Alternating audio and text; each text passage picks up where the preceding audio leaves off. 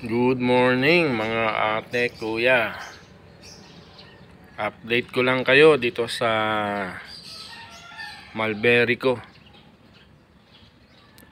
Itong rootstock ko, kung mamunga ay maliliit.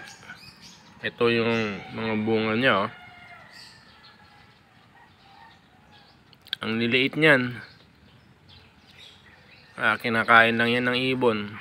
Hindi ko pinapansin yan kasi nabibitin ako sa excuse, sa bunga nito, sa sobrang liliit.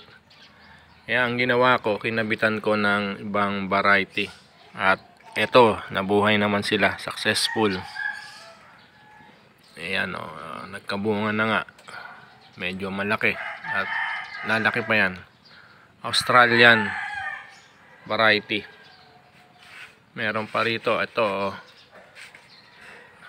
ayan, bunga yung unang umusbong dito sa kinabit ko. Ayan, laki, tapos meron pa rito na bunga din. Ayan. At dito sa baba,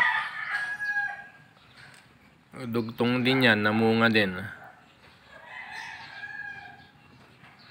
Pansinin nyo itong rootstock niya, ang liliit ng bunga.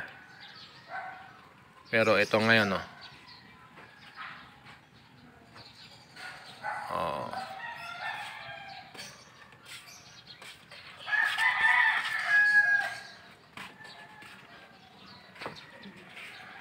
may dumaang anghel. Yan, si Mrs. Yun, punta kami doon sa akit kami sa taas, doon kami magkakape. Ito green pa naman, mukhang okay pa to. Ito yung huling kinabit ko, dinugtong ko. Ito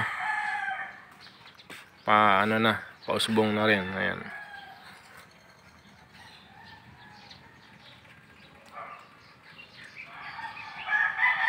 So yun lang, in-update ko lang kayo.